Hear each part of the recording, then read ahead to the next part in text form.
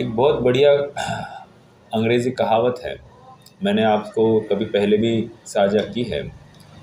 Almost every successful person begins with the belief, belief मतलब श्रद्धा, the future can be better than present, एक, and I have the power to make it happen.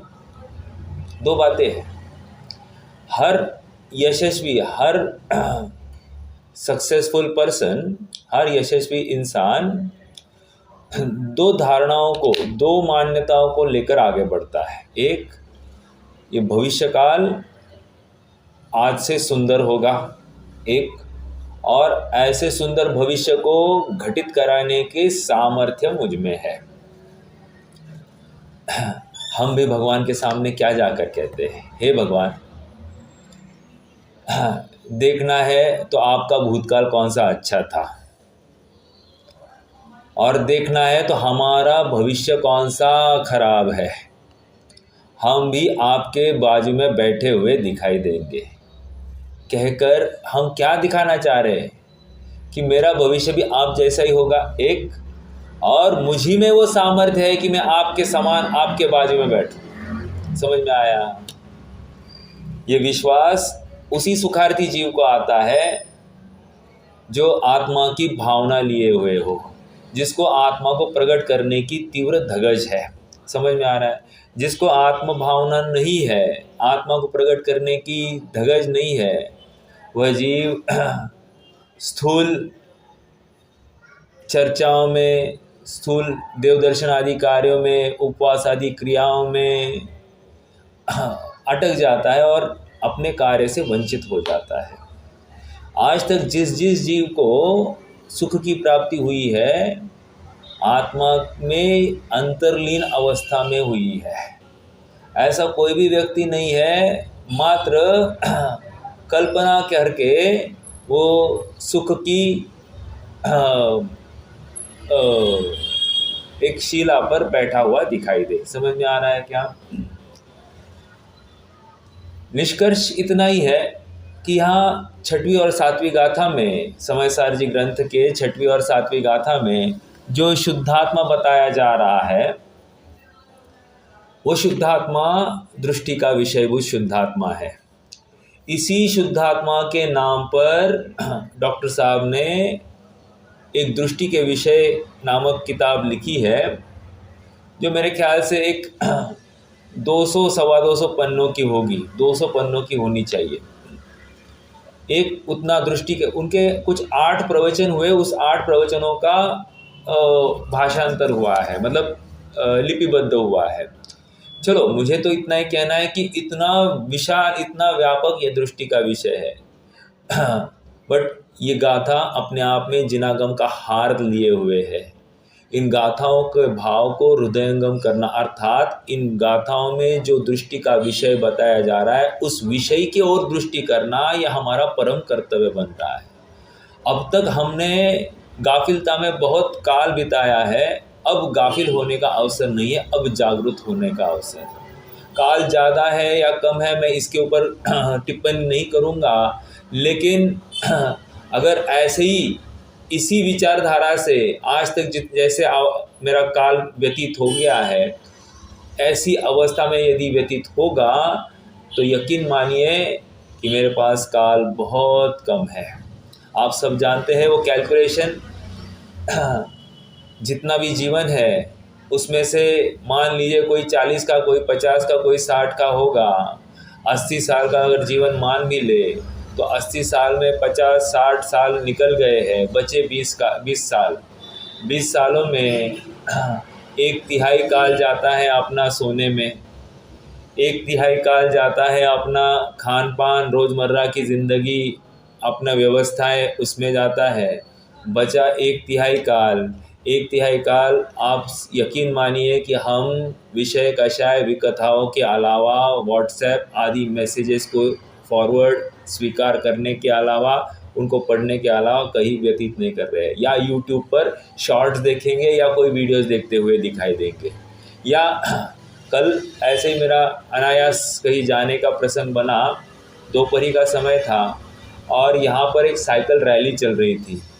मैं विचार कर रहा था इतनी बड़ी भीड़ किस रास्ते के किनारे से, पूरी भीड़, इतनी भीड़ आप यकीन नहीं मानोगे, पूरा जन समुदाय रास्ते पर उतर आया था।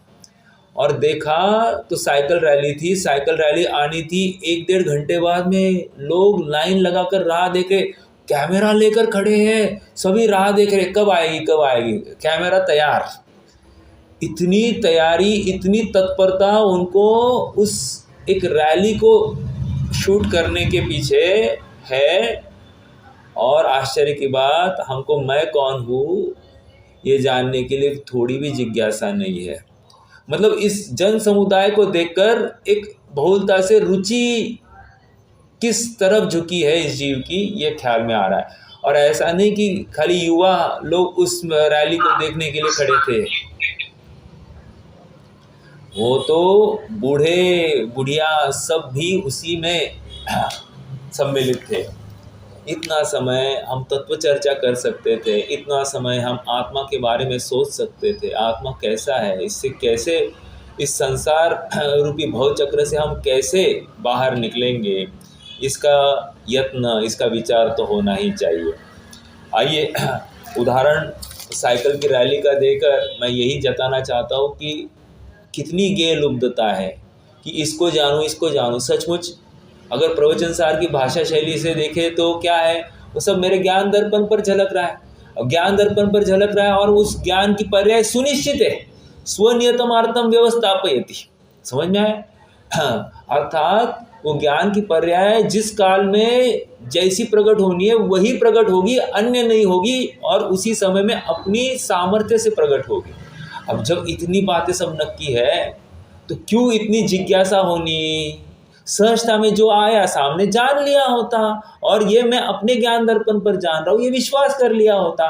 लेकिन जीव ऐसा नहीं, जिज्ञासा पूर्वक उसको, उस ज्ञेय को जानने के लिए मतलब उन्मत्त चेष्टा करता है। समझ में आया? और खुद जाता नहीं है, अकेला जाता नहीं है, 4 लोगों को लेके जाता है। 4 लोगों को भी, उनका भी दिमाग खपाता है, चलो चलो चलो चलो देखते हैं, चलो देखते हैं। ऐसा तत्व चिंतन के लिए, स्वाध्याय के लिए कभी ऐसा कहता है क्या, चलो चलो चलो 2 बातें अच्छी सुनेंगे? नहीं। चलिए अपने विषय पर आते हैं।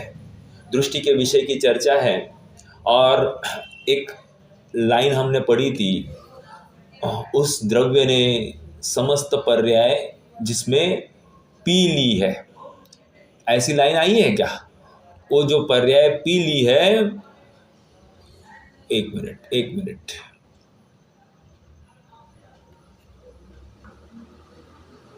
हाँ, किंतु परमार्थ से देखा जाए तो अनंत पर्याय को एक द्रव्य पी गया होने से जो एक है, कुछ मिले हुए स्वाद वाला है, अभेद है, ऐसे एक स्वभाव का अनुभव करने वाले को न दर्शन है, न ज्ञान है, न चारित्र है। ये किसको कह रहे हैं? ऐसे एक स्वभाव का अनुभव करने वाले को न दर्शन है, न ज्ञान है, न चारित्र है, एक शुद्ध ज्ञायक ही है। अरे वो हमको बोल रहे हैं, हम बार बार कहते हैं ना अनुभव के काल में क्या होता है, क्या होता है, क्या होता है। ये देखो ये होता है, क्या होता है, अनंत पर्याय को वो द्रव्य पी गया है एक, और उसकी वजह से क्या हो गया, अब अभेद ऐसा एक स्वभाव का अनुभव हो रहा है, और अनुभव होने से उसमें दर्शन, ज्ञान और चारित्र का भेद दिखाई नहीं दे रहा है, अखंड वस्तु का ही ग्रहण हो रहा है, उस अखंड वस्तु में ही अपनत्व स्थापित हुआ है। देखो हमने कल चार्ट बनाया था, आप सबको याद होगा, उस चार्ट के ऊपर पुनरावलोकन कर लेते हैं। देखिए सबसे ऊपर था प्रमाण दृष्टि का द्रव्य पदार्थ, बराबर है, याद है सबको, प्रमाण दृष्टि का द्रव्य पदार्थ, उसको 1 नंबर लगा दीजिए। उस प्रमाण दृष्टि के द्रव्य पदार्थ कैसा होता है जी? द्रव्य क्षेत्र काल भावात्मक होता है, चतुष्टयात्मक ही होता है। तो आपने द्रव्य क्षेत्र काल भाव ऐसे 4 पॉइंट्स लिखे नीचे। द्रव्य क्षेत्र काल भाव मतलब, अब ये द्रव्य कौन सा, इस द्रव्य को 2 नंबर लगा दीजिए, और बाजू में, इस द्रव्य के ही बाजू में एक एक द्रव्य और पर्याय, ऐसे दो भेद, उस प्रमाण के द्रव्य के दो भेद कीजिए, द्रव्य और पर्याय। इसका मतलब प्रमाण का द्रव्य दो प्रकार से बताया जाता है। हाँ, एक तो द्रव्य क्षेत्र काल भावात्मक और प्रमाण का द्रव्य द्रव्य पर्यायात्मक, ऐसा भी बताया जाता है। समझ में आ रहा है क्या? दो बातें कह रहा हूँ, आप एकदम शांति से पकड़ना इस बात को, एकदम आनंद आएगा, इजी हो जाएगा पूरा विषय। आपको आत्मा का ब्लूप्रिंट आपके ज्ञान दर्पण पर झलकने लग जाएगा और बस अभी उसका एप्लीकेशन करना बाकी होगा। कैसे आत्मा को ध्यान है ये आपको दिखा रहा हूँ।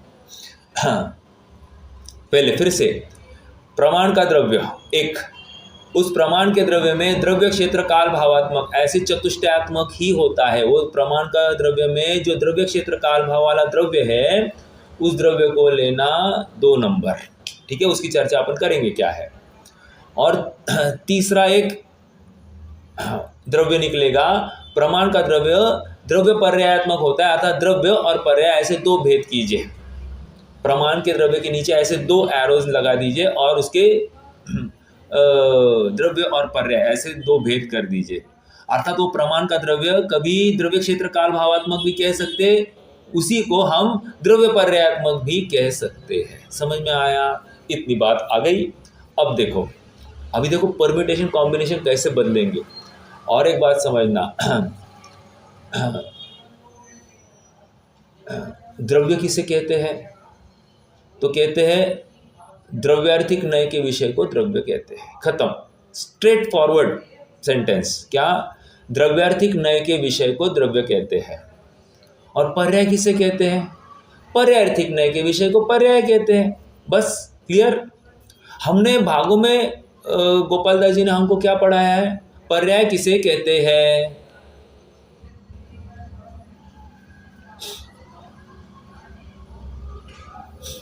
कोई बताएगा पर्याय किसे कहते हैं? गुणों के विकार को या गुणों के कार्य को पर्याय कहते हैं। यस, उत्पन्न ध्वंसी होते हैं उसको पर्याय कहते हैं। बस इतना ही हमने देखा है कि नहीं? यहाँ इतनी सी परिभाषा नहीं है, यहाँ एक कदम आगे बढ़ के परिभाषा दे रहे हैं। क्या कह रहे हैं? पर्याय जो पर्यायार्थिक नय का विषय है, वो जो पर्यायार्थिक नय का विषय उसको पर्याय कहते हैं। ओके, अब देखो हमने द्रव्य के नीचे द्रव्य और पर्याय ऐसे 2 भेद किए। वो जो द्रव्य के नीचे जो द्रव्य और पर्याय किया है वो द्रव्य नंबर 3 ऐसे आप वहाँ पर अंकित कीजिए। अब देखो जो द्रव्य नंबर 2 था वो कैसा है? द्रव्य नंबर 2 द्रव्य अपेक्षा कैसा है? सामान्य। और वो द्रव्य नंबर 2 पर्याय अपेक्षा कैसा दिखाई देता है? कह रहे विशेष। समझ में आ रहा है क्या? वो द्रव्य 3 द्रव्य दिखा रहे हैं अपन।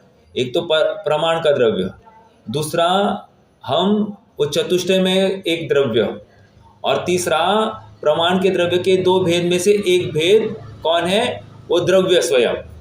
अब ये जो द्रव्य है ना, वो द्रव्य द्रव्यार्थिक नय का विषय निकलेगा। और पर्याय का जो वस्तु ही बोल दीजिए, पर्याय के नीचे जो भेद दिखाई देंगे, जो कोई चर्चा होगी वो पर्यायार्थिक नय का विषय होगी। ठीक है, अब और चलिए आगे। तो हमने क्या किया? वो प्रमाण का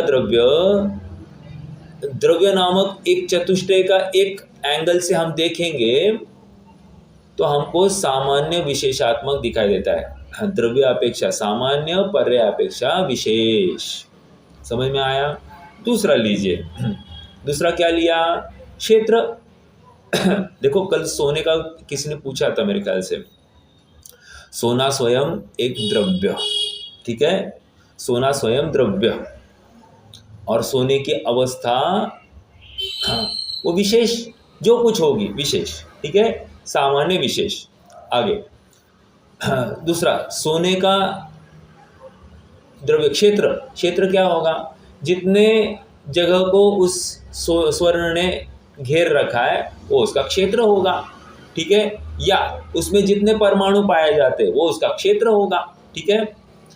हाँ, और क्षेत्र उसका विषय भेद क्या होगा?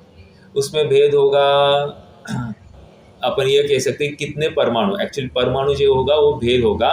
और अभेद जो होगा वो अखंड क्षेत्र जो कुछ उसने धारण किया है वो उसका अभेदता होगी। ठीक है। अब काल अपेक्षा लीजिए। काल अपेक्षा देखो मुझे इतनी कठिनाई क्यों गई है मैं आपको वो भी बताऊंगा क्षेत्र अपेक्षा बताने के लिए, क्योंकि यूजुअली क्षेत्र को गुणों में गर्भित किया जाता है, हमेशा याद रखना। भाव में ही क्षेत्र को गर्भित किया जाता है, इसलिए हमको क्षेत्र को ऐसा परिभाषित करने में थोड़ी तकलीफ आ जाती है। हाँ, काल अपेक्षा वो सोना क्या है? काल अपेक्षा सोना ही है। ठीक है। और पर्याय अपेक्षा सोना कैसे दिखाई देगा? पर्याय अपेक्षा सोना कंगन या फिर हार या मुकुट जैसा आपको दिखाई दे रहा है वो दिखाई देगा। और भाव अपेक्षा सोना कैसे दिखाई देगा? भाव अपेक्षा सोना स्वर्णत्व वाला दिखाई देगा। और पर्याय अपेक्षा उसकी पर्याय क्या दिखाई देगी? कहेंगे उसमें स्वर्णत्व है, पीलापन है, उसमें कुछ वजन है, उसमें मैलिबिलिटी है, डक्टिलिटी है, जो कुछ जितने गुण दिखाई दे रहे आपको वो सब उसमें दिखाई देंगे। तो ये द्रव्य क्षेत्र काल भावात्मक हमने द्रव्य पर्यायात्मक उस सोने को हमने डिफाइन किया। अर्थात द्रव्य अपेक्षा सोना सामान्य विशेषात्मक, क्षेत्र अपेक्षा वही सोना हमको अभेद भेदात्मक दिखाई दे रहा है। एक अखंड वो उतनी स्वर्ण नामक वस्तु और उसमें भेद दिखाई दे रहे तो उसके प्रदेश दिखाई देंगे, कितने प्रदेशी है। काल अपेक्षा अगर सोना देखना है तो वो सोना हमको सोना ही दिखाई दे रहा है। और अगर हमको पर्याय में देखना है तो पर्याय अपेक्षा हमको कैसे दिख रहा है? वो काल की अपेक्षा कह रहे हैं वो कंगन आदि रूप दिखाई दे रहा है, अवस्था। और भाव अपेक्षा कैसे दिखाई दे रहा है? एक सोना ही दिखाई देता है, उसमें अनंत गुण होते हुए भी एक सोना ही दिखाई देता है। और पर्याय अपेक्षा देखो तो उसमें हमको भेद दिखाई दे रहे हैं। पर्याय अपेक्षा हमको क्या दिखाई दे रहे हैं? गुणों का भेद, काला पीलापन या फिर जो मैलेबिलिटी, डक्टिलिटी, ये सब दिखाई दे रहा है कि नहीं दिखाई दे रहा है? उसमें कुछ वजन है ना, स्पर्श आदि गुण दिखाई दे रहे, वो सब दिखाई दे रहा है कि नहीं? ये जो दिखाई दे रहा है उसमें भेद दिखाई दे रहा ना। अब देखो भेद सो पर्याय, समझ में आ रहा है क्या? अब भावों का जो भेद किया हमने, भावों का जो विशेषपना किया, विशेष में हमको क्या दिखाई दे रहा है? पर्याय दिखाई दे रही है। अब मैं इतनी बात में क्यों समझा रहा हूँ? यहाँ पर देखो जो अपने अनंत पर्यायों को पी बैठा है कौन? वो द्रव्य अपने अनंत पर्याय को पी बैठा है। अनंत पर्याय को पी बैठना अर्थात भूतकाल की पर्याय और भविष्यकाल की पर्याय को पी बैठना, वो तो निकलता ही है, लेकिन यहाँ वो अर्थ नहीं लेना। मुझे इतना समझाना था, समझ में आ रहा है क्या? अनंत काल, भूतकाल की जो अनंत पर्याय है और अनंत काल की आगे की भविष्य काल की अनंत पर्याय है, वो द्रव्य पी बैठा है, ये भी एक कथन आता है, लेकिन वो अर्थ यहाँ पर नहीं लेना। यहाँ पर अर्थ इतना ही लेना, अनंत पर्याय को पी बैठा है का अर्थ इतना ही है कि वो अपने अनंत गुणों को धारण किए हुए है, इसी को पी बैठा है, ये समझना। समझ में आ रहा है क्या? वो भी पर्याय अपेक्षा निकलता है अर्थ, लेकिन अभी वो लेना नहीं है। अभी यहाँ पर मात्र और मात्र कि दृष्टि का विषय है ना, तो दृष्टि का विषय में यहाँ पर गुणभेद दिखाया जा रहा है ना, तो गुणभेद को जो पी बैठा है तो उस गुणभेद को पर्याय कह रहे हैं। क्यों? क्योंकि अभी हमने चार्ट में देखा ना, पर्याय अपेक्षा भाव का विशेष क्या हुआ? वो गुणभेद हो गया ना। समझ में आया क्या? गुणों का एक पना अखंड वस्तु ही दिखाई दे रही है और गुणों का भेद हमको पर्याय दिखाई दे रही है। एक और बात, हाँ, आपको प्रश्न है सबको, जरा मुझे सोच कर बताना। ये आपने अगर नए चक्र पढ़ा होगा तो आपको इसका उत्तर आएगा। देखो अभी अभी मैंने कहा जो द्रव्यार्थिक नय का विषय होता है उसको द्रव्य कहते हैं। नोट दिस वर्ड्स, बहुत शांति से इसके ऊपर चिंतन मनन करना। जो द्रव्यार्थिक नय का विषय है उसको द्रव्य कहते हैं और जो पर्यायार्थिक नय का विषय उसको पर्याय कहते हैं। इस न्याय से मैं अभी पहले उत्तर भी दे रहा हूँ। इस न्याय से मात्र द्रव्य का जो सामान्य अंश है उसको भी मैं द्रव्य कहूँगा। हाँ, मात्र वो 3 नंबर के द्रव्य की बात कर रहा हूँ, उसको भी मैं मात्र द्रव्य कहूँगा। उस 3 नंबर के द्रव्य का क्षेत्र अपेक्षा जो अभेदपना है उसको भी मैं द्रव्य ही कहूँगा। उस 3 नंबर के द्रव्य का मात्र काल अपेक्षा जो नित्यपना दिखाई दे रहा है ना उसको भी मैं द्रव्य ही कहूँगा। Note this words, very very important, आप बार बार सुनना इस बात को, ठीक है। और जो भाव अपेक्षा जो 3 नंबर का द्रव्य है वो कैसे दिखाई देगा? एक दिखाई देगा। उस एक को भी द्रव्य ही कहा जाएगा। तो मैंने क्या कहा था, आप इन 4 में से किसी एक की भी चर्चा करो, उसको द्रव्य ही कहा जाएगा। क्यों? बाकी 3 एक में गर्भित समझकर ही आप उसका निर्णय करना। इतनी बात क्यों कर रहा हूँ? इतनी बात इसलिए क्योंकि द्रव्य किसे कहते हैं? जो द्रव्यार्थिक नय का विषय बना उसको द्रव्य कहा, ठीक है। ओके, नाउ पर्याय किसको कहते हैं? तो कहते हैं वो पर्याय है ना जो 3 नंबर के द्रव्य के बाजू में हमने लगाई थी, उसमें द्रव्य अपेक्षा विशेष दिखाई दे रही थी, क्षेत्र अपेक्षा वो हमको भेदात्मक दिखाई दे रही थी, वो पर्याय भेद दिखाई दे रहा था। अर्थात विशेष इज इक्वल्स टू पर्याय, भेद इज इक्वल्स टू पर्याय। काल अपेक्षा कैसे दिखाई दे रही थी? हमको अनित्य दिखाई दे रही थी, तो अनित्य इज इक्वल्स टू पर्याय। अनित्य, मात्र अनित्य बोल दिया तो वो पर्याय का कथन, ठीक है। और भाव अपेक्षा हमको पर्याय कैसे दिखाई दे रही है? भाव अपेक्षा हमको अनेक दिखाई दे रही है। पर्याय अनेक दिखाई दे, अनेक मतलब गुण भेद इज इक्वल्स टू पर्याय। समझ में आया? तो जो अपने अनंत पर्याय को पी बैठा है, वो अनंत पर्याय को पी बैठा है, वो गुण भेद को जो पी बैठा है उसको द्रव्य कह रहे हैं। उसका एक पना, अखंड पना लिया ना तो उसको द्रव्य है। और ऐसे द्रव्य को मैं दृष्टि में लाऊं तो मेरा काम हो जाएगा। अर्थात उस समय में मुझे वो अनंत पर्याय में से एक एक नहीं दिखाई देगी, मुझे एक अखंड वो गुणों का पिंड दिखाई देगा। इसलिए कह रहे वो अभेद दृष्टि के विषय में आएगा तो अपने आप वो अनंत पर्याय हमको मुझे एक भी नहीं दिखाई दे, न ज्ञान दिखेगा, न दर्शन दिखेगा, न चारित्र दिखेगा। अब मेरा प्रश्न है, जो पर्यार्थिक नय का विषय सो पर्याय, जो द्रव्यार्थिक नय का विषय सो द्रव्य, तो गुण कहाँ गए? गुण कहाँ गए? मेरा प्रश्न इतना ही है। क्योंकि वस्तु द्रव्य गुण पर्यायात्मक है, बराबर है कि नहीं? तो अब जब हम कह रहे द्रव्य गुण पर्यायात्मक है या वस्तु द्रव्य गुण पर्यायात्मक है, तो वस्तु मतलब प्रमाण का द्रव्य, वो द्रव्य गुण पर्यायात्मक है। मेरा अगला प्रश्न ये है, फिर हमने जो द्रव्यार्थिक नय का विषय वो द्रव्य, जो पर्यायार्थिक नय का विषय सो पर्याय, ये बीच में द्रव्य गुण था ना, गुण, वो गुण को कहाँ डालेंगे फिर? गुण, वस्तु तो पूर्ण ही होनी चाहिए, गुण कहाँ है?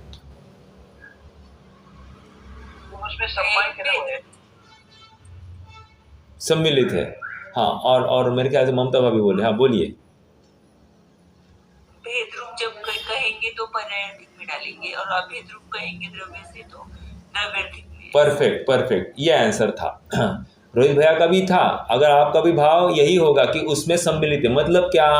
यदि हमारा द्रव्य अपेक्षा चर्चा चल रही तो गुणों को हम द्रव्य में सम्मिलित करेंगे।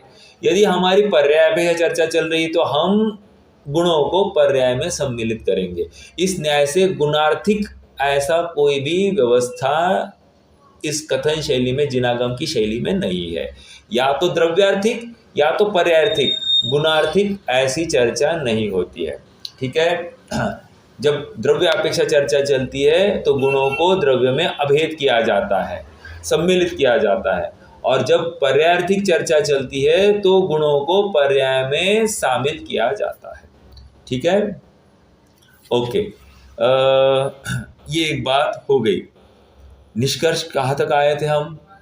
जो अपनी अनंत पर्याय को पी बैठा है ऐसे द्रव्य का निर्णय करना है। पी बैठा है उसकी वजह से क्या होगा? हमको अब उस द्रव्य में न ज्ञान दिखाई दे रहा है, न दर्शन दिखाई दे रहा है, न वीर्य दिखाई दे रहा है, न सुख दिखाई दे रहा है, कुछ भी नहीं दिखाई दे रहा है। समझ में आ रहा है? फिर क्या दिखाई दे रहा है? अरे क्या दिखाई दे रहा है? अखंड द्रव्य दिखाई दे रहा है ना। अखंड द्रव्य का कैसे होता है अनुभव? चक्कर देखो, अनुभव करो, काम हो जाएगा। समझ में? सब बातें हम वचनों के द्वारा कही नहीं जा सकती, और वचनों के द्वारा बांधने की कोशिश करेंगे तो आह्लाददायक लगता है, इतना ही कहा जाएगा। निराकुलता आती है, इतना ही कहा जाएगा। लेकिन जब उसका स्वाद लेंगे, वो स्वाद अविश्वसनीय, मतलब उसका आज तक मैंने कभी वेदन नहीं किया था ऐसा वो स्वाद होगा, अतुलनीय। उसकी तुलना किसी के साथ नहीं की जा सकती। हाँ, अपूर्व अर्थात पूर्व में कभी ऐसा स्वाद, ऐसा आह्लादपना भासित नहीं हुआ था, ऐसा हो जाता है। और निरंतर फिर उसी की ललचा बनती रहती है, उसी को चखने की भावना बनी रहती है। समझ में आ रहा है क्या? देखिए, ऐसा एक छोटा बच्चा है, बहुत प्यारा है, उसके गाल भी एकदम ऐसे खुल गए हैं। क्या करता है? बार बार मन करता है कि नहीं इसके गालों को चूम लो, इसके गालों को खींच लो। ऐसा क्यों होता है? वो अच्छा लग रहा है। समझ में आया? जो चीज़ अच्छी लगती है, रुचिवंत लगती है, बार बार अपना उपयोग, अपना मन उसकी ओर डाइवर्ट होता है। उसी प्रकार अपना आत्मा इतना अच्छा लगने लग जाता है कि बार बार मेरा उपयोग अब इसी आत्मा की तरफ झुक जाता है, उसी को देखना चाहता है, उसी को चूमना चाहता है। समझ में आ रहा है क्या? क्या है वो एक शब्द आया था ना पहले की टीकाओं में कि अपने कौन से चक्र को का चुंबन करता है, बात आई थी ना। वो अभी देख लेना। चुंबन करता आता द्रव्य अपने गुण पर्याय को कभी छोड़ता नहीं है। ठीक है? हाँ, तो ऐसे द्रव्य को दृष्टि में लेना है एक बार। अब देखो, ये द्रव्य दृष्टि का विषय कैसे? तो अभी कौन सा दृष्टि का विषय? वो द्रव्य नंबर 3 था ना। वो द्रव्य नंबर 3 में जो सामान्य विषय, सामान्य, अभेद, नित्य, एक, ये समग्र वस्तु दृष्टि का विषय है। कहेंगे हम मात्र सामान्य का अवलोकन करो, समझना है सामान्य, एक, नित्य और अभेद, ऐसी अखंड वस्तु को ग्रहण करना है। कहेंगे अभेद का निर्णय करो, तो अभेद में सामान्य, नित्य, एक सबको गर्भित करना है। कहेंगे नित्य का अवलंबन करो, तो समझना सामान्य, अभेद, एक का उसमें अंतर्भाव है। और जब कहेंगे एक का, एक देखिए जानिए, आया कि नहीं कि एक है ना, हम एक को खलु शुद्ध आया कि नहीं आया। तो एक जब कह रहे हैं, वो गुण भेद नहीं कह रहे, एक कह रहे, वही 8वें नय का विषय भी बन रहा है। समझ में आया? इतने गुण भेद चौथे में दिखाए, व्यग्रता हो गई। अब व्यग्रता को समेटना है तो एक देख लो। समझ में आया? कितने को देखते रहेंगे तो काम होगा? एक को देख लो, काम हो गया। समझ में आ रहा है क्या?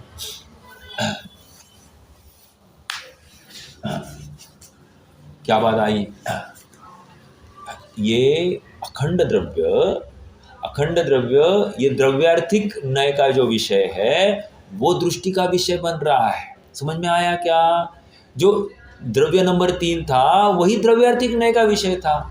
तो उस द्रव्यार्थिक नय के विषय के चारों अंश आप लेना, वो दृष्टि का विषय। कहेंगे एक अंश को लेकर, लेकिन हमको समझना है चारों। ये हम अपनी तरफ से लगाना पड़ेगा यदि दृष्टि के विषयभूत वस्तु को ध्याना है, उस वस्तु को ध्याना है। वस्तु कौन है? मैं स्वयं हूँ। देखो, हम अपनी ब्लूप्रिंट निकाली जा रही है कि मेरा एक्सरे निकाला जा रहा है। उस एक्सरे में अंदर क्या है और बाहर क्या दिखाई दे रही है? बाहर वो पर्याय सब दिखाई दे रही है, वो विशेषपना दिखाई देगा, वो भेदपना दिखाई देगा, वो काल अपेक्षा अनित्यपना दिखाई देगा, और भाव अपेक्षा वो अनेकता दिखाई देगी। समझ में आ रहा है क्या? ये सब दिखाई देगा, लेकिन वो दृष्टि का विषय नहीं है। दृष्टि का विषय ये है। एक बात ये हो गई। हाँ, फिर वो पर्याय का क्या होगा जी?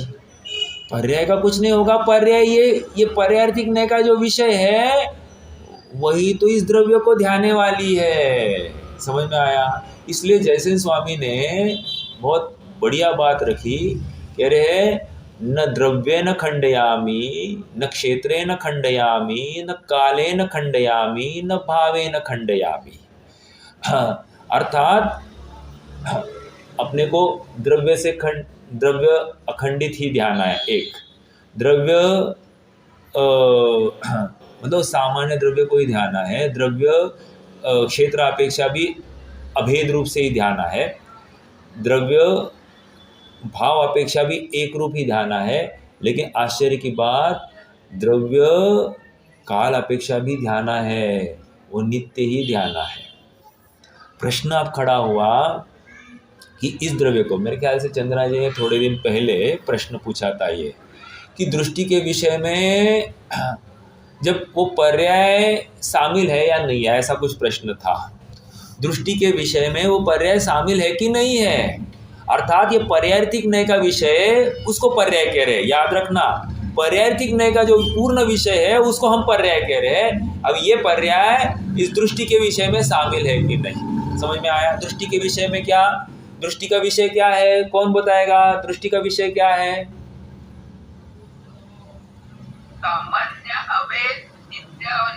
वेरी गुड, बहुत अच्छा, बहुत अच्छा। ये दृष्टि का विषय है। और पर्याय क्यों कौन है? कह रहे विशेष, भेद, अनित्य और अनेक। ये पर्याय इस दृष्टि के विषय को विषय बना रही है, राइट? इसकी ओर दृष्टि कर रही है, राइट? हाँ, तो अब प्रश्न ये है कि ये पर्याय स्वयं को त्रिकाली देखेगी कि नहीं देखेगी, क्योंकि पर्याय बाहर है। प्रश्न यही यहाँ से निकला है। पर्याय बाहर है। अब पर्याय अपने आप को भूतकाल का देख सकती है, पर्याय अपने आप को भूतकाल भविष्यकाल का देख सकती है। पर्याय अपने आप को, जब पर्याय बाहर है तो पर्याय अपने आप को त्रिकाली देख रही कि नहीं देख रही, प्रश्न ये है। और त्रिकाली देख रही है तो कैसे देख रही है, कैसे देख रही है, क्यों देख रही है? उस रूप हो गई ना अभी, उस रूप हो गई, बराबर है, बट क्यों देख रही है ऐसा? वो त्रिकाली ही क्यों देख रही है अपने आप को? क्योंकि त्रिकाली होने के लिए उसको त्रिकाली कुछ तो होना चाहिए ना द्रव्य में। त्रिकाली, अखंड, वो नित्यपना, वो क्या है? उत्तर तो दे दिया मैंने। हाँ, द्रव्यपना है, बट वो पर्याय का जो अनित्य का ले लो, वो अनित्य भी, वो नित्य का अंश, नित्य रूपी अंश, तो उस नित्य रूपी अंश तो वो दृष्टि के विषय में बैठा है, इसलिए काल से भी खंडित नहीं हुआ है ये द्रव्य।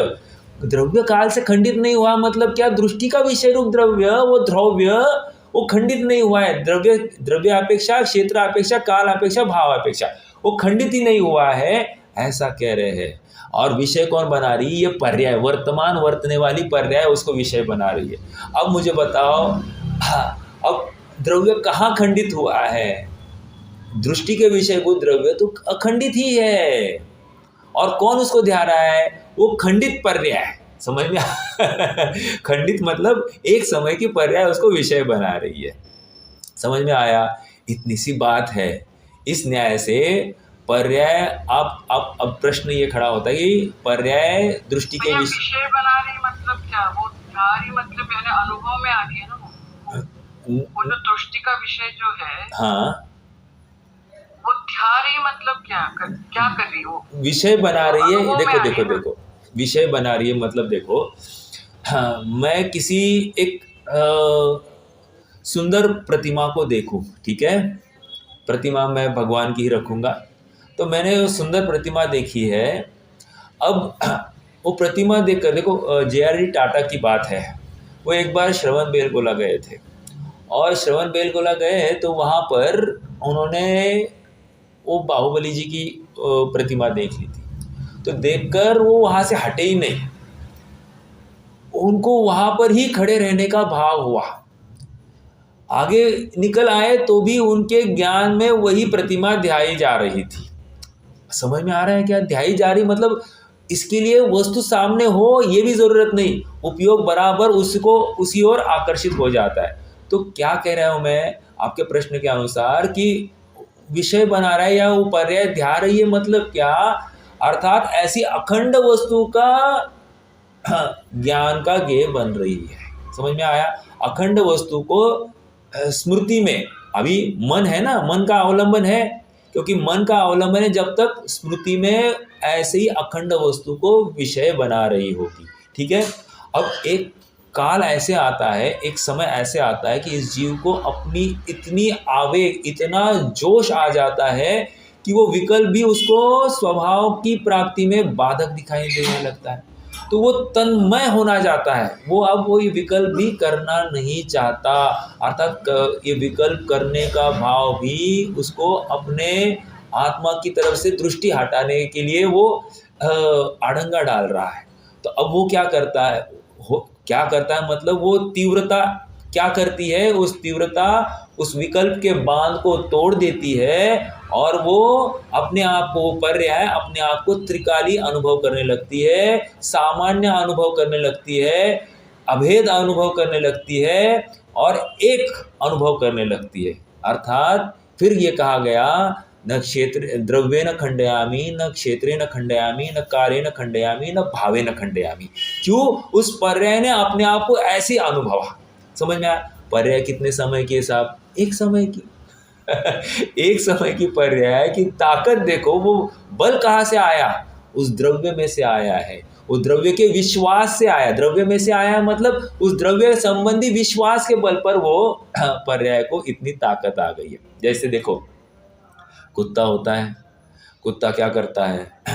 कुत्ता मालिक के साथ में होता है। हमारे घर के सामने एक कुत्ता है, बहुत डरपोक है, बहुत डरपोक है। दो चार कुत्ते आ गए ना, आ गए तो कहीं भी घूम रहा होगा ना, और डायरेक्टली अपने घर में भागता भागता जाता है। ठीक है। बाबूजी ने कहा है पर्याय ने तात्पर्य समझना। हाँ, पर्याय कभी खाली होती नहीं है, जगह खाली करती नहीं है, बट हमको भावों के स्तर पर यह समझना पड़ेगा। पर्याय ने खाली किए है, अर्थात अब उसने अन्य विषयों के लिए कोई समय नहीं है, कोई जगह नहीं है, अर्थात उनके बारे में सोचने के लिए भी अभी इसके पास समय नहीं है। इतनी सी बात है। अब उसको ध्रुव के अलावा और कुछ नहीं दिखाई दे रहा है। ठीक है। उसी में सर्वस्व है। इष्टोपदेश का एक छंद है ना, कि जो अपने आप को निश्यामयति निश्शेषम इंद्रजालोपमं जगत स्पृहत्यात्मलाभाय गत्वान्यत्रानुतप्यते। ये पूर्ण जगत उसको इंद्रजाल समान दिखाई देता है, अर्थात छलिया कुछ नहीं है ऐसा दिखाई दे रहा है इस पर्याय को। स्पृहत्यात्म, स्पृहा किसकी है? स्पृहा मतलब इच्छा किसकी है? स्पृहत्यात्मलाभाय, आत्मलाभ की ही स्पृहा है। ये होता है ज्ञानी का, विवेकी का जीवन ऐसा ही होता है। स्पृहा निरंतर अपने आत्मलाभ की होनी चाहिए। हमको स्पृहा काय की होती है? हमको रुपया पैसे की, हमको किसकी होगी तो हमारे लिए एक बहू लाने की होगी, और किसकी होगी हमको लगता है कि और दो चार बंगले हो जाए, हम और किसकी होगी सोना चांदी अपने पास आ जाए, और किसकी होगी हीरे जवाहरात अपने पास रहो। यही स्पृहा होगी कि नहीं? अब इसकी स्पृहा के लिए अब जगह नहीं है अपनी इस पर्याय को, इस पर्याय को अर्थात इस विषय रूपी स्पृहा के लिए अब जगह नहीं है। अब वो जगह खाली हो गई ना, अब क्या करेगी ये पर्याय? अब आत्मा को अपने यहाँ स्थान देगी। इतनी सी बात है। ठीक है। ओके, आइए देखो, यहाँ तक तो बात आ गई। तो एक महत्वपूर्ण बिंदु अपन ने देखा, वो किसी अपेक्षा से खंडित नहीं होता है द्रव्य, ये निर्णय करता हुआ ही जीव स्वभाव में स्थित हो जाता है। अपने को ध्याना अर्थात निरंतर अपना ही विकल्प होता है, विकल्पात्मक अवस्था में। जैसे मुनिराज निरंतर अपने आत्मा को ध्याते हैं मतलब क्या? भले ही शास्त्र लिख रहे, उनको शास्त्र लिखने का किंचित भी रस नहीं है। रस आ रहा है आत्मा का, और आत्मा में जाने की इतनी वो इंटेंसिटी नहीं है। वो इंटेंसिटी को बढ़ाने के लिए वो ये शास्त्र लिख रहे हैं। कैसे अजीब बात है ना। और हम शास्त्र पढ़ रहे हैं आत्मा में जाने के लिए या और कुछ प्रयोजन के लिए। ये विचार करने की बात है। बारंबार अपना एनालिसिस होना चाहिए, अर्थात इस पर्याय को सोचने के लिए मजबूर करना कि तू क्या कर रही है दिन रात, तेरा क्या है औचित्य, मैं कौन हूँ, आया कहाँ से, और मेरा रूप क्या, संबंध दुख मैं कौन है, स्वीकृत करूँ परिहार क्या। ये एक बात। और मैं ज्ञानानंद स्वभावी हूँ में इस छठवीं और सातवीं गाथा का कुछ है क्या, उसमें छठवीं सातवीं गाथा का कुछ अंश आया है क्या, किसी को याद है? मैं ज्ञानानंद स्वभावी हूँ में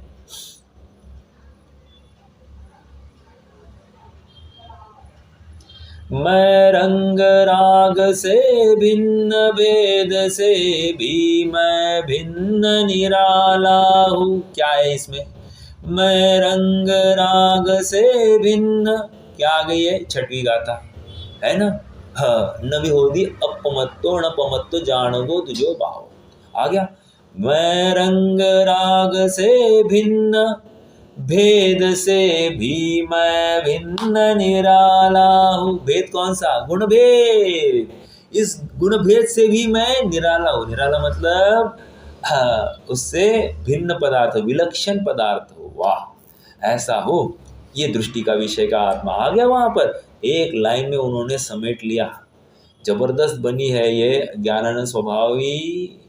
मैं ज्ञानानंद स्वभावी हूँ, इसके बारे में अपन कहते तो है, लेकिन उसका भाव भाषण करे कोई जीव, समय सार पढ़ने की आवश्यकता नहीं, काम हो जाएगा। ठीक है, ओके।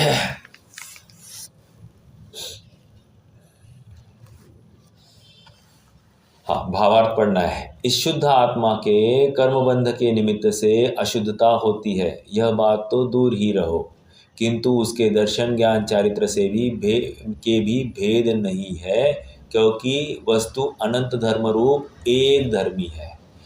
क्या कहा? वस्तु अनंत धर्मी रूप एक धर्मी है। मतलब क्या? वस्तु, अभी यहाँ पर कौन सी वस्तु निकालनी थी? 1 नंबर का द्रव्य दिखाया, 2 नंबर का द्रव्य दिखाया, या 3 नंबर का द्रव्य दिखाया? बताइए। क्योंकि वस्तु अनंत धर्मी रूप एक धर्मी है। 3 नंबर का दृष्टि का विषय। Correct, perfect. वस्तु इसी प्रकार ही देखी जाएगी, अनंत धर्म रूप एक धर्मी।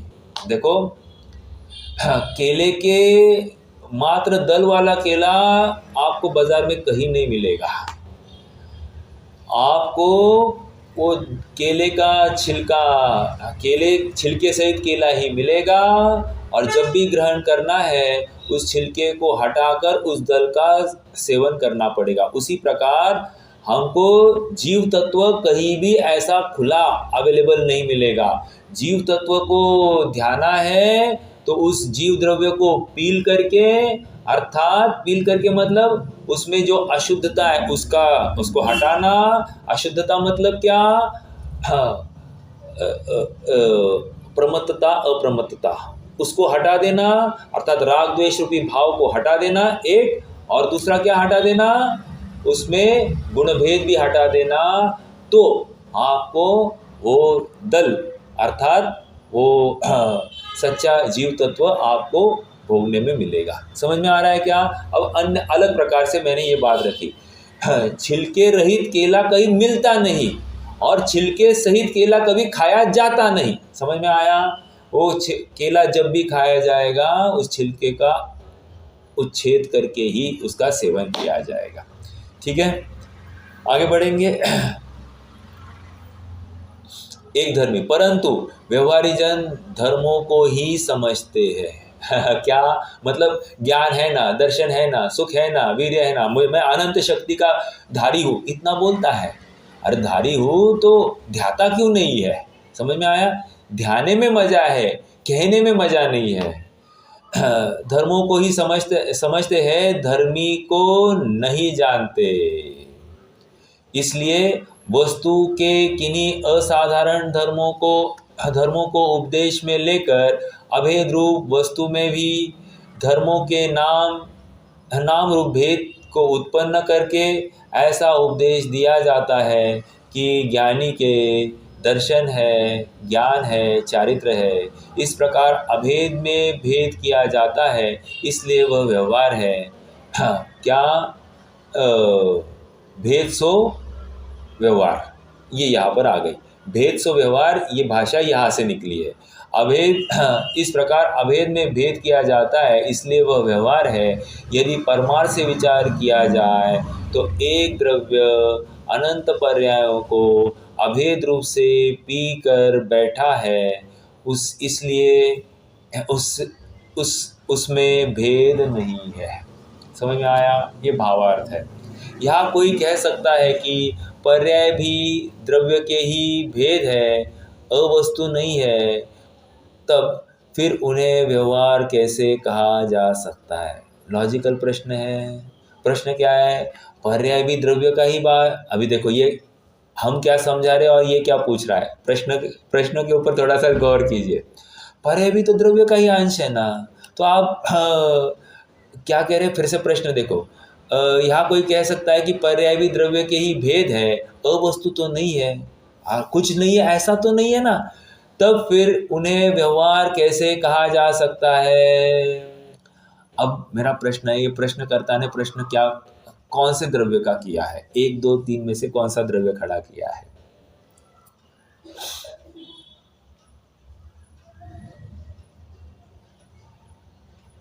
कोई बताएगा? 1, 2, 3। पहला द्रव्य। करेक्ट। पहला द्रव्य लिया, हम बता रहे तीसरा द्रव्य। अब तुम पूछ रहे हो पहला द्रव्य। जिस समय हम पहला द्रव्य बताएंगे तुम तीसरे द्रव्य की बात करने लगोगे। ये ऐसी गलतफहमी इसको निरंतर चल रही है। जो दिखाते वो देखता नहीं है, जो नहीं दिखा रहे वो देखते बैठता है, इसीलिए इसको आत्मा की प्राप्ति नहीं हो रही है। हम जिस प्रकार जहां पर उंगली निर्देश कर रहे हैं ना, वहीं पे देखो, यहाँ वहां मत ताक झाँक करो। समझ में आया?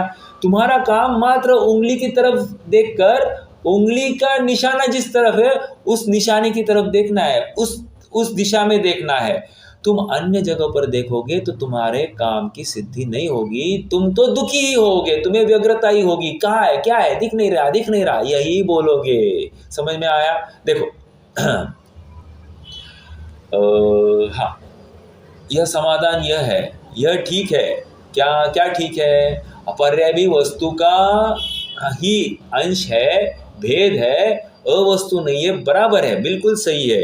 किंतु यहाँ दृष्टि से अभेद को, या द्रव्य दृष्टि से अभेद को प्रदान करके उपदेश दिया है। मेरा प्रश्न है फिर से, द्रव्य दृष्टि से अभेद को प्रदान किया मतलब क्या?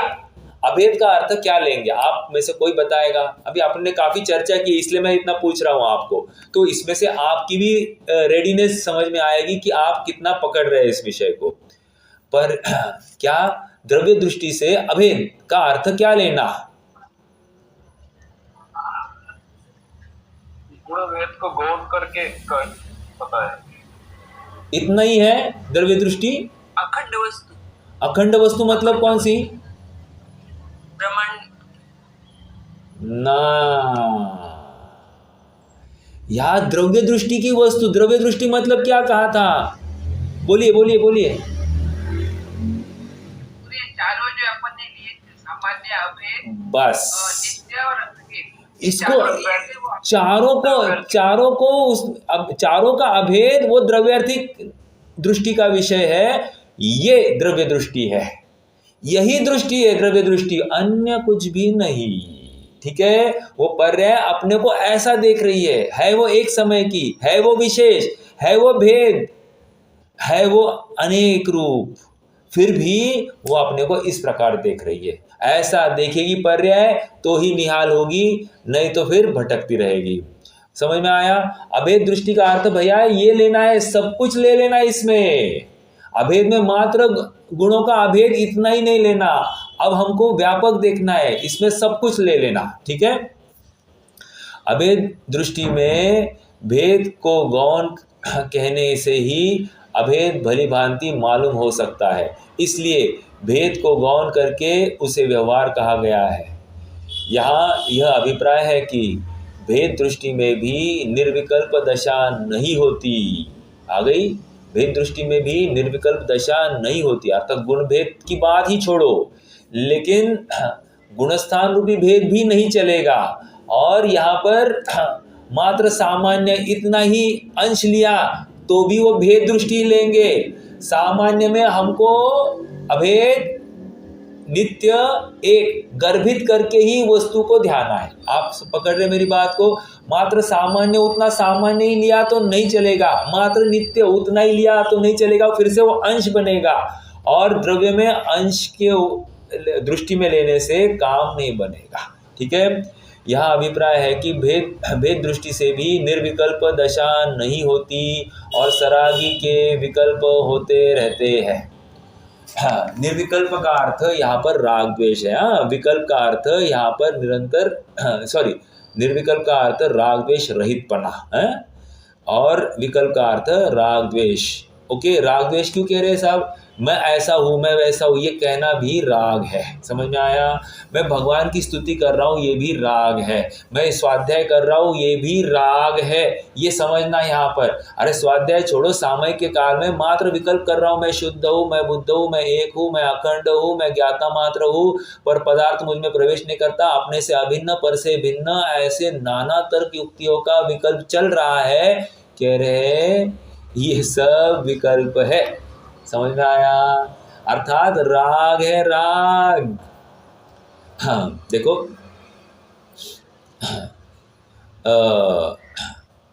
कुदेवादी को कुदेवादी के प्रति हमारा क्या व्यवहार होना चाहिए? व्यवहार होना चाहिए मतलब उनमें राग करना या द्वेष करना? प्रश्न तो ये है। हाँ, समता भाव। अर्थात ये कुदेव है, नहीं ऐसा भी नहीं चलेगा। और ये देव है, ऐसा भी नहीं चलेगा। आप पकड़ रहे क्या? मैं स्वयं भगवान हूँ, ऐसा निर्णय होते ही ये देव भी मेरे लिए कुछ काम के नहीं बनते हैं। समझ में आया? कुदेव का तो कोई ठिकाना ही नहीं, बट देव को भी अब विकल्प में लेने में कोई लाभ नहीं है, क्योंकि जब तक भगवान है तब तक मैं अपने आप को ध्यान ही रहा हूँ। देखो क्या है वो, बुढ़िया दई समेट। हाँ, कबीरा बूत का पूजना, जैसे गुड़ियों का खेल, पाया प्रियवर आपना, गुड़िया दई समेट। समझ में आया? मैं भगवान को कब तक पूछता रहूँगा? कह रहे अर्थात भगवान की मीराबाई थी, वो क्या करती थी? कृष्ण की मूर्ति ही साथ में लेकर चलती थी। तो कबीरा बूत का पूजना जैसे गुड़ियों का खेल। हाँ, इसका पूजना कह रहे किसका, क्या है इसका लाभ? जैसे गुड़ियों का खेल चलता है ना, ऐसा ये भी देवदर्शन आदि की क्रियाएं है। ये कबीरा कह रहे हैं। पाया प्रियवर आपना, अर्थात जो अभिष्ट था ऐसा शुद्धात्मा प्राप्त किया, अब इस भगवान से क्या काम मेरा? कोई काम नहीं है, ये बता रहे। इसका मतलब उनकी अविनय हो गई? नहीं, ये सच्ची विनय है, ये सच्चा नमस्कार है। आगे चलेगी बात 31-32वीं गाथा में कि निश्चय भक्ति किसको कहते हैं, क्या समझाना है। अर्थात ये विकल्प भी मुझे कितने तकलीफदायक है इसका हमको अंदाजा, वो भी राग है। और राग मतलब क्या? अशुद्धि मतलब क्या? अनात्मा, अवस्तु में, पर वस्तु की ओर मेरा लक्ष्य है। और सुनो, अब यहाँ पर जो अपने आत्मा संबंधी विकल्प चल रहे थे, देखो अपने सच्चे देव संबंधी विकल्प तो हमने उड़ा दिए, अपने आत्मा संबंधी, मेरी आत्मा संबंधी जो विकल्प है वो भी पर वस्तु में डाल दिया। क्यों? वो भी राग है, और जो राग है वो पर वस्तु आत्मा नहीं है, अर्थात वो दृष्टि के विषयभूत आत्मा नहीं है। उस दृष्टि के विषयभूत आत्मा में न राग है, न द्वेष है, न भेद है, गुण भेद भी नहीं, या द्रव्य क्षेत्र काल भावात्मक भी भेद नहीं है। ओके, ये बात यहाँ से आएगी। ओके, इसलिए जहाँ तक, अरे समय हो गया है, इसलिए जहाँ तक रागादिक दूर नहीं हो जाते वहाँ तक भेद को गौण करके अभेद रूप निर्विकल्प अनुभव कराया गया है।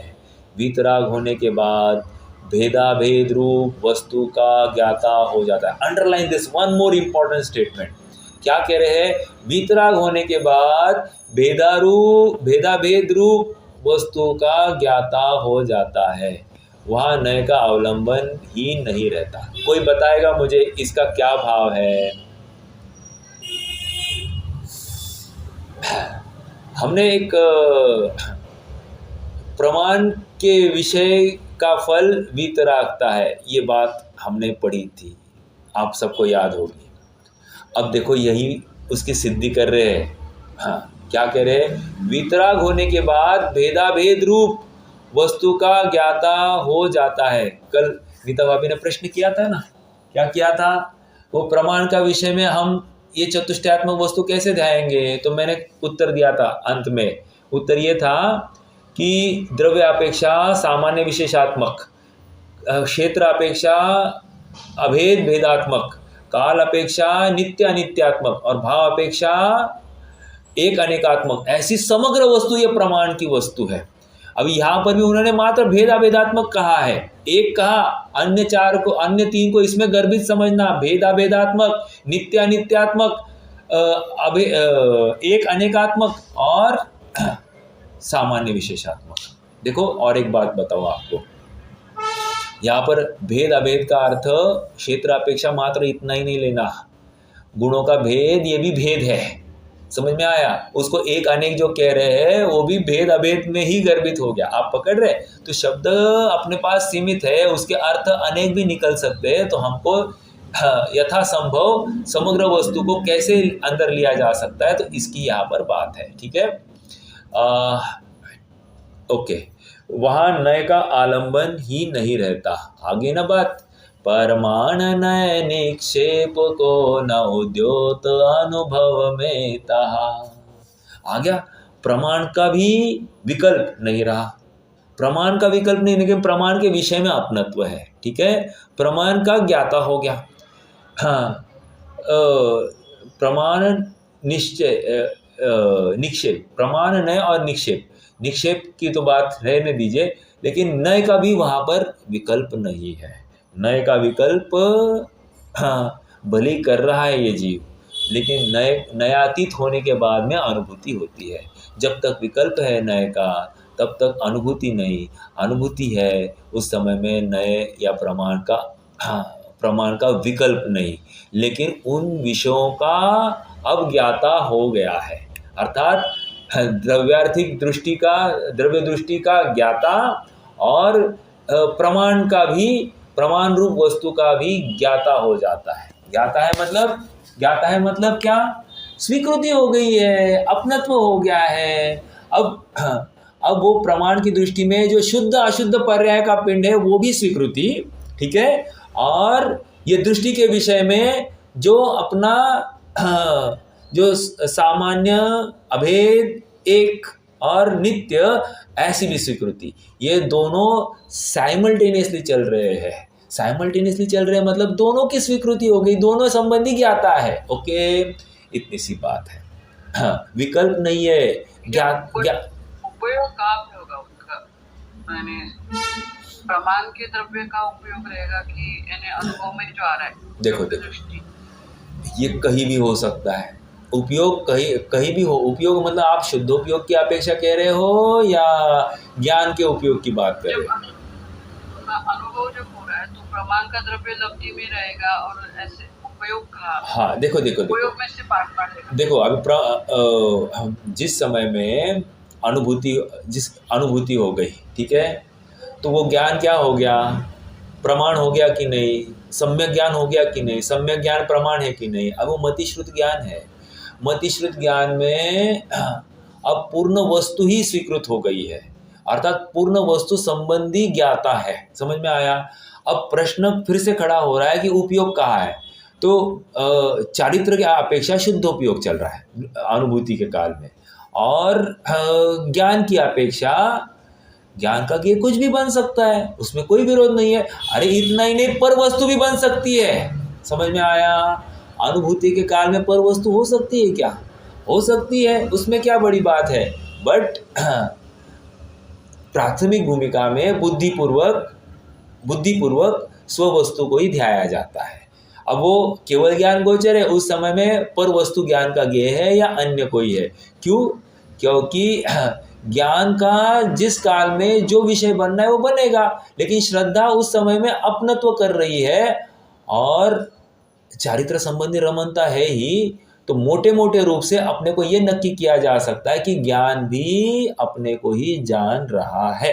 बुद्धिपूर्वक ऐसा ही कथन आता है। लेकिन केवल ज्ञान गोचर अगर विचार करें तो ज्ञान कुछ भी जान सकता है।